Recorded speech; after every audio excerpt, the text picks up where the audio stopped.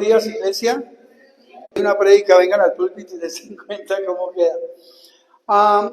Hay una historia muy bonita antes de comenzar este sermón que leí hace poco, donde hablaba de un almirante que iba conduciendo uno de los portaaviones de los Estados Unidos, aquellos que transportan aviones que son útiles para la guerra.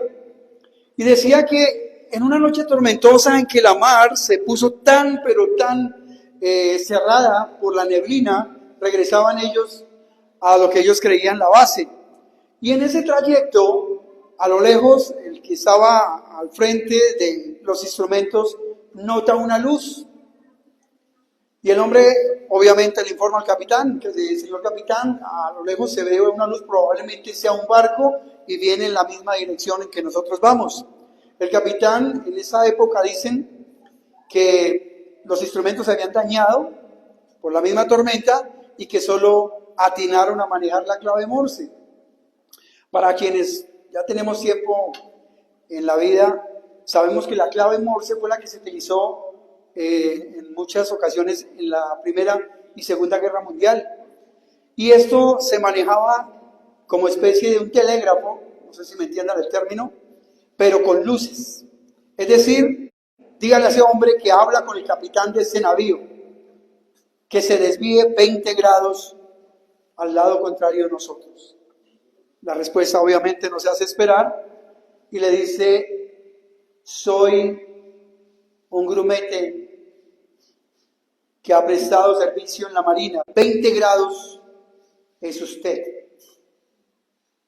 Obviamente el capitán, ya pronto en cólera, le dice al que estaba transmitiendo el mensaje: dígale que traiga un navío de guerra, que si no se hace a un lado 20 grados, como le he dicho, vamos a acabar con él por el choque inevitable. A lo cual responde el que estaba al otro lado: dígale al capitán que el que se debe desviar 20 grados es él. Está hablando con el guía del faro. Qué tremendo, ¿verdad? Hoy, cuando hablamos de la Escritura, de este tema en particular, en cuanto a las parábolas de Jesús, quiero hablar de la Escritura a Marcos, capítulo 4, versículos 26 al 29. Y quiero leer en esta versión.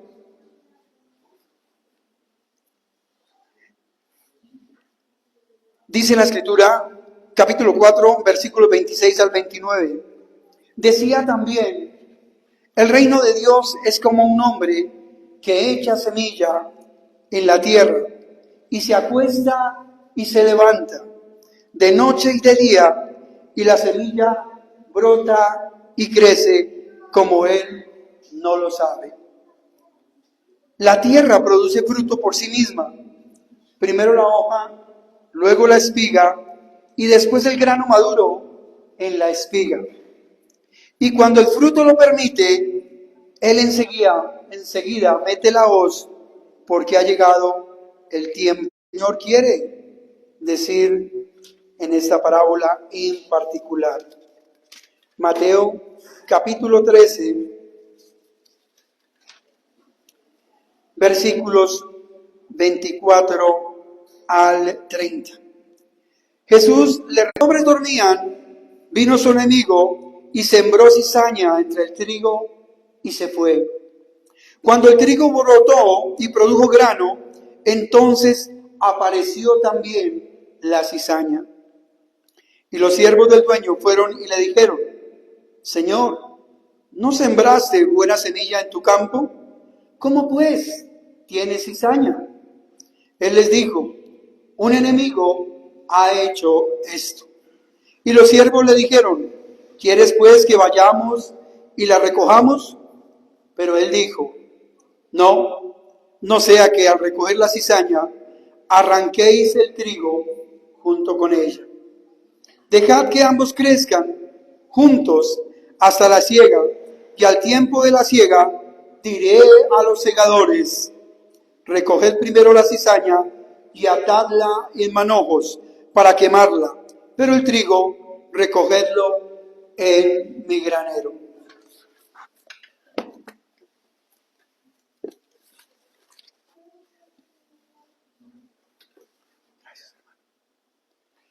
Debo decir, hermanos y amigos que nos ven a través de las redes sociales, que 11 de las parábolas del Señor son introducidas con expresiones tales como el reino de los cielos es semejante a...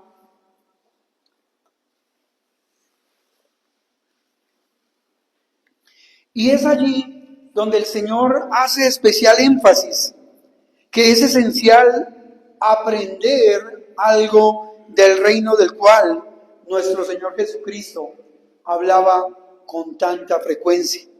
¿Y por qué lo digo? La idea del reino tiene sus raíces en el Antiguo Testamento.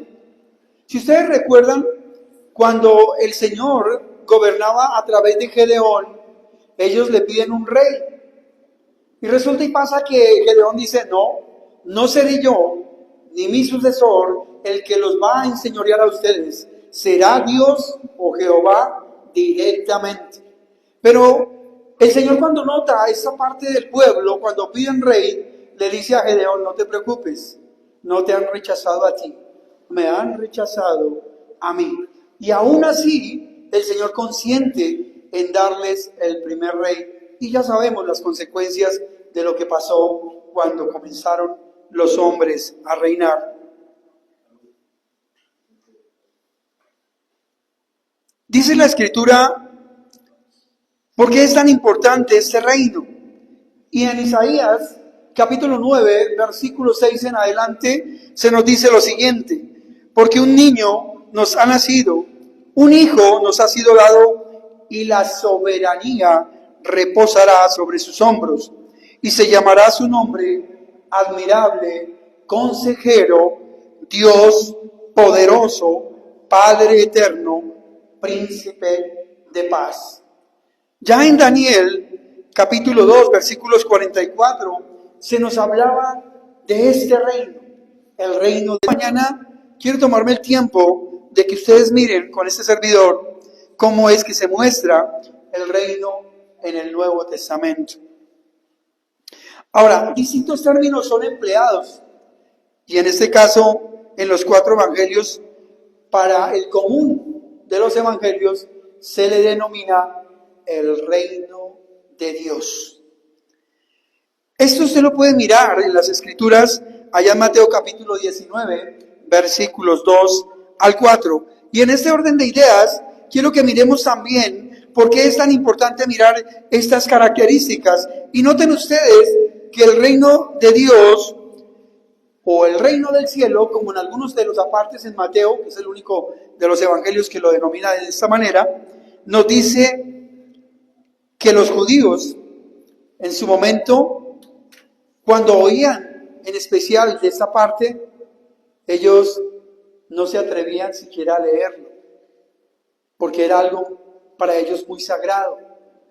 Porque, como sabemos, y eso ya lo hemos estudiado hasta la saciedad, a los judíos les daba inclusive miedo escribir el mismo nombre de nuestro Dios. Cuando llegaban a este punto, se habla de que dejaban la pluma con la que estaban escribiendo, iban y hacían el rito de la purificación, se bañaban totalmente y luego cambiaban esa pluma por una pluma nueva y comenzaban nuevamente a seguir escribiendo.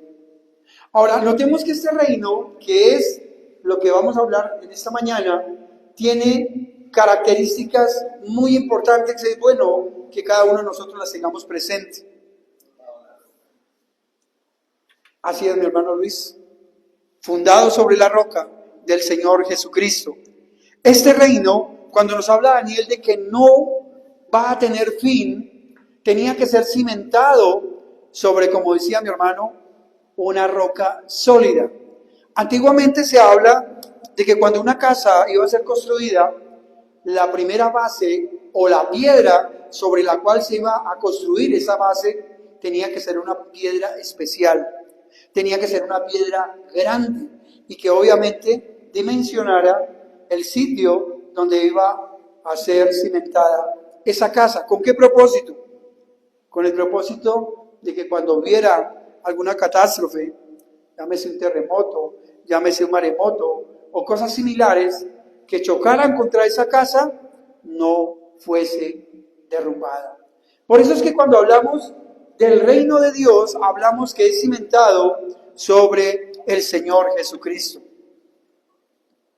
Algunas veces he escuchado esta pregunta: ¿cómo crece el reino? Y fíjense, siguiente por favor.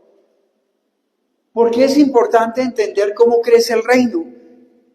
Según la parábola, es similar a cuando el agricultor coge una buena semilla, la siembra en buena tierra y hace lo que a él le toca hacer. La riega, quita la cizaña cuando todavía es pequeña, vuelve y abona el terreno, dando asadón. Y con estos calores que están haciendo últimamente, no cualquiera se aguanta eso.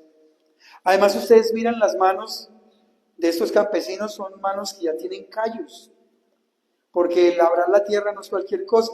Para quienes han echado asadón alguna vez, y por último esas ampollas se revientan y le sale uno sangre. Al comienzo sale agua, que es la que está acumulada, pero luego sale sangre por el maltrato, por el continuo el trabajar con ese tipo de asadón. Bueno, noten ustedes que por más de que el campesino ha escogido la mejor semilla, por más de que el campesino ha regado la semilla en los tiempos, él en algún momento tiene que acostarse a descansar. Pero a pesar de todo ese esfuerzo, él no es el que... Los diferentes granos que se deben de sembrar en determinadas tierras. Y usted se preguntará, ¿cómo así? ¿Un grano no puede servir para cualquier tierra? No. De hecho, si usted mira aquí en Bogotá, hay cosas que en la sabana no se pueden sembrar porque no se va a dar.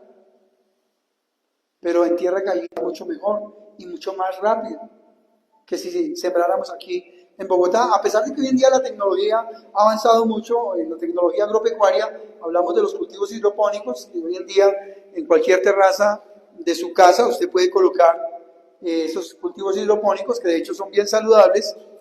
No ha avanzado a tal punto de que usted pueda sembrar cualquier cosa y que se le dé aquí en la sabana de Bogotá.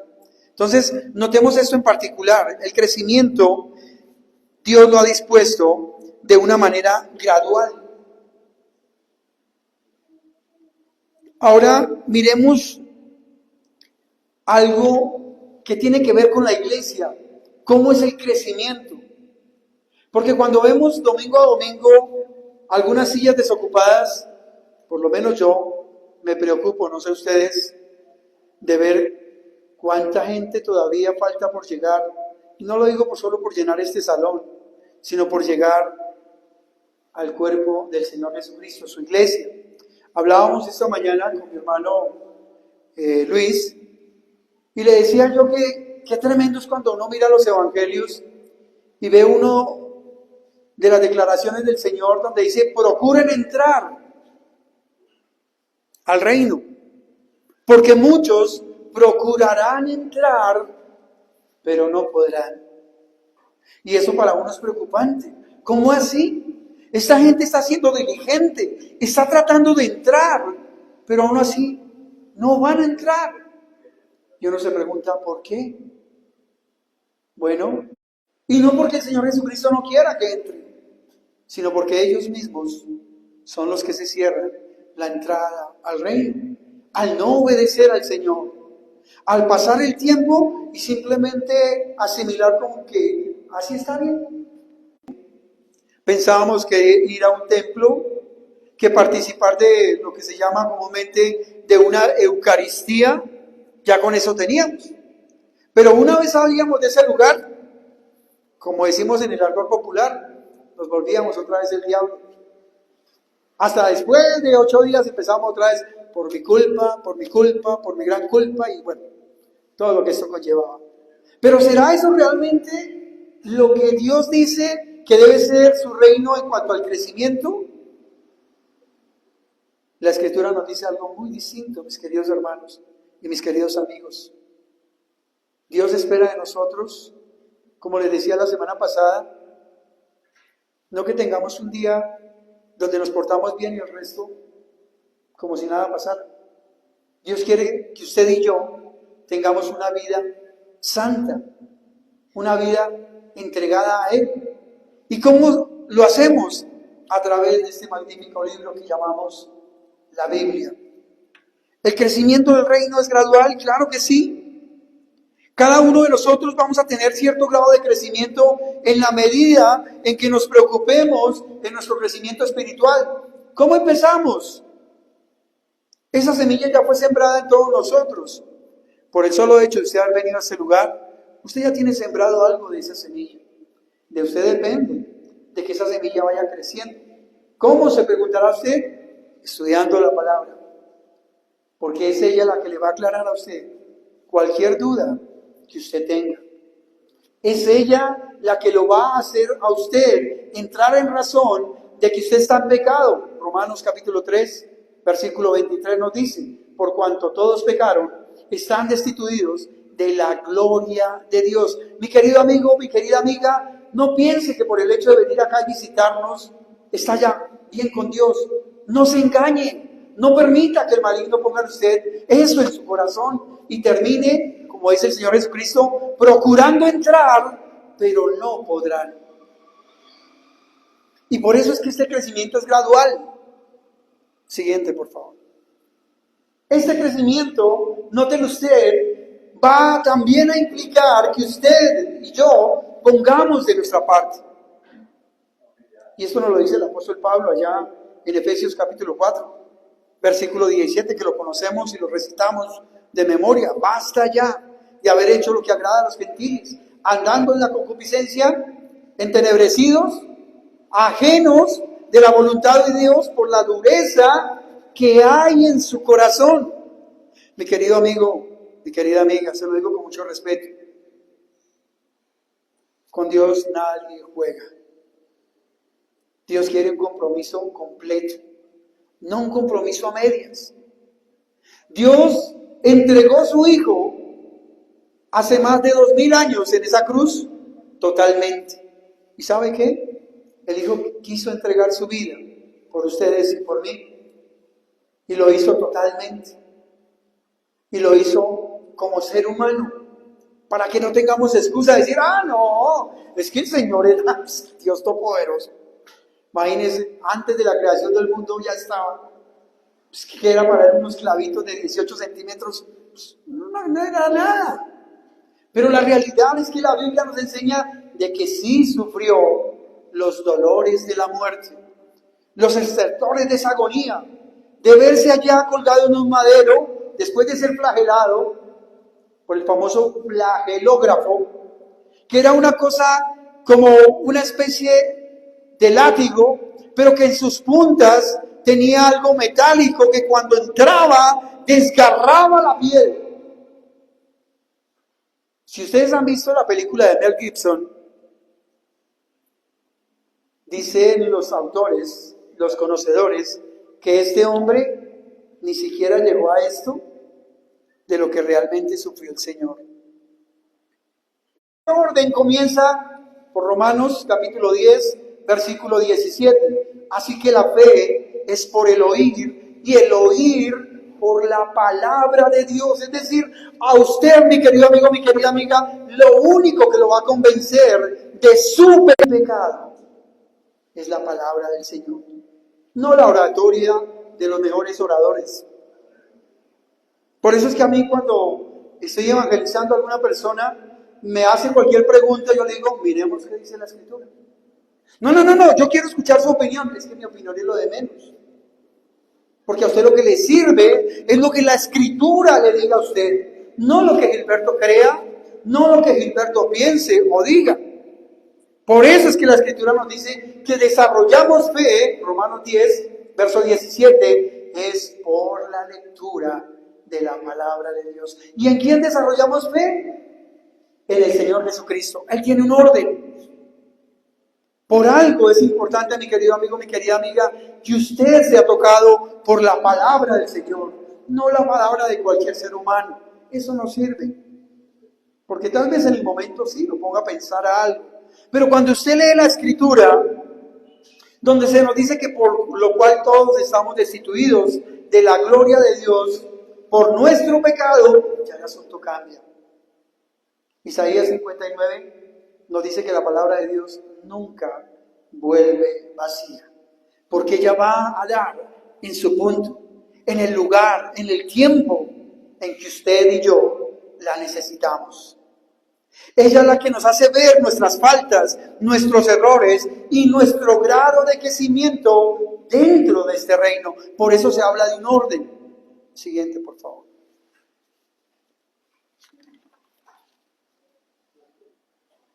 También se nos habla que el crecimiento del reino es de Dios.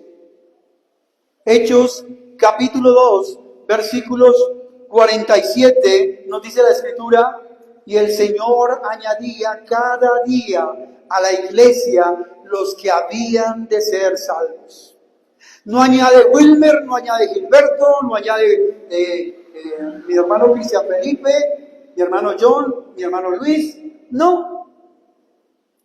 Ay, es que el hermano sí trae almas. No, el hermano no trae ningún alma aquí. Todo es cuestión de Dios. Él es el que permite que cada día sea agregada un alma en el mundo entero en su reino. Claro, es importante que tengamos algo muy presente. Cuando usted lleva un alma al Señor Jesucristo, usted tiene que llevarla bajo estos parámetros, sobre la Escritura. Jamás, óigalo bien, mi hermano, no quiero que se ofenda con esto, jamás sobre su palabra, es sobre esta palabra, que es fiel, que es poderosa, que es la que nos hace a nosotros constreñir nuestra vida, mirar cómo llevamos nuestra vida delante de Dios y permitir dar un estudio.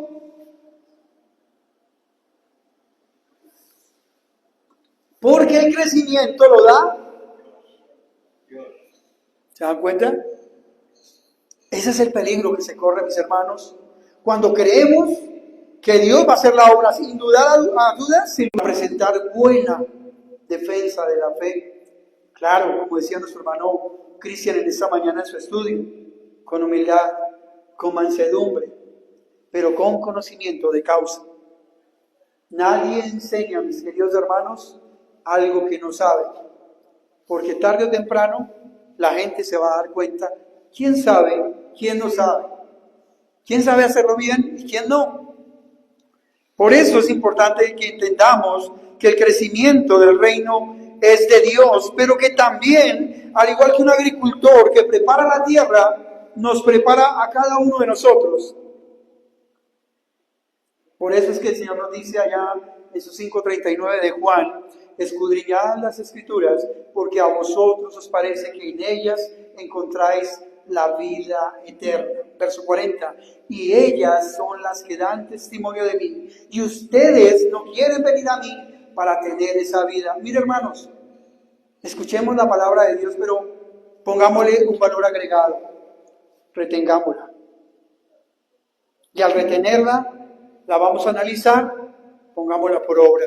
Acuérdense de ese dicho que dice el Señor Jesucristo: muchos procurarán entrar y no podrán. Y no lo digo solamente por aquellos que no han venido todavía al Señor Jesucristo, no, también lo digo por todos ustedes y por mí.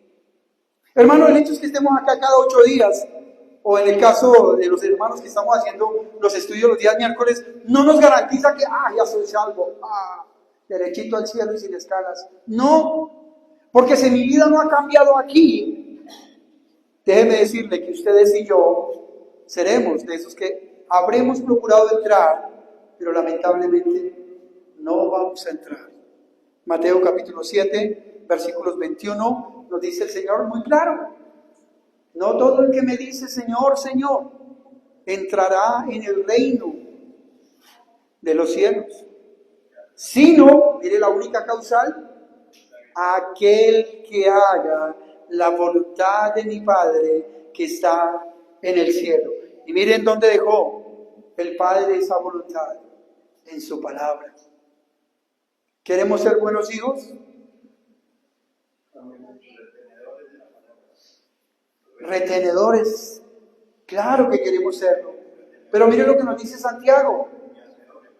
No se conformen solamente con oír la palabra, llévenla a la práctica. Hermano, en el mundo actual donde nos encontramos, la maldad ha proliferado tanto que, como nos dice Isaías 5, 20 y 21, la gente a lo bueno está llamando malo. No hace falta sino mirar las redes sociales para mirar cómo están sacando leyes para abusar de nuestros niños y niñas. Si a un hombre mayor le gustó una niña en su fase de infancia, ya hay leyes en algunos países donde dicen no hay problema. Usted puede tener intimidad con esa niña. ¿En qué cabeza? Pregunto yo, cabeza. ¿En una cabeza depravada? ¿En una cabeza donde no tiene a Dios? ¿En una cabeza donde lo único que piensa es en su satisfacción personal? Y eso está pasando en el mundo, mi querido hermano, mi querida hermana, por la falta de predicación de la palabra. Por eso se están sacando leyes en la actualidad donde van a prohibir a los hermanos que lleguen inclusive a predicar a las casas, que lleguen a utilizar las redes sociales para, según ellos, discriminar. Utilizó en el pasado hasta una burra para hablarle y decirle a un profeta, no pase por ahí porque si no, le mochan la cabeza. ¿Se han leído esa historia? La historia de la burra de Balán. Escudriñen las escrituras, donde este hombre va en su burra y quiere pasar por un determinado camino, y Dios le da la facultad a esa burra para que hable, y le dice, ¿por qué me pegas, mi amo? Toda la vida te he servido, todo lo que tú has querido yo lo he hecho. Y ahí se interviene el ángel, y le dice, dele gracias a esa burra, porque donde esa burra no lo arruina usted contra el barranco, contra la montaña, contra el camino, usted ya no estaría con vida. Bueno, hoy en día no espera que una burra le hable. Dios le está hablando por medio de su palabra. Dios le está diciendo que procure entrar, pero que entre, o que entremos, porque eso me incluye. No sea como ese capitán que creyó que por su gran rango el faro tenía que quitárselo, porque un faro no se va a mover, porque está allí dispuesto con una sola función, que es alumbrar todo el resto de la bahía, para que esos barcos, por la neblina que no ven, puedan orientarse. Ya queda el faro, a este lado queda donde tengo que atracar mi barco. Hermanos, lo que antes murmuraban de nosotros, en que éramos esto o aquello, hoy en día le den gracias. Necesitamos que tengamos paciencia con nuestros hermanos que hasta ahora están conociendo de la palabra. Ojo, la paciencia no implica alcahuetear. La paciencia implica tener amor por esa alma que es del Señor, no suya, no mía. La segunda es el crecimiento del reino es en orden. No pretendamos, hermanos, y esto lo digo a quienes estamos presidiendo delante de la iglesia, no pretendamos madurar a nuestros recién convertidos a la fuerza, porque los estamos madurando mal, porque se van a echar a perder. Todo dentro de la naturaleza tiene un proceso, y lo hemos visto con la semilla, lo hemos visto con la clase de tierra, lo hemos visto cómo se debe de cuidar, de cultivar esa tierra, y cómo en últimas el Señor es el que da el crecimiento. Mira, hermanos, yo entiendo que de muchos de nosotros se esperará poco, pero también entiendo que de muchos de nosotros se esperará mucho. Y en ese orden en que usted y yo estamos creciendo, algún día estaremos delante de ese tribunal. Y no como algunos he escuchado decir, no, y yo le voy a preguntar ese día, y Señor, ¿usted por qué tal cosa? Yo me imagino a esa persona ya delante del tribunal de Cristo, con todos sus ángeles ahí.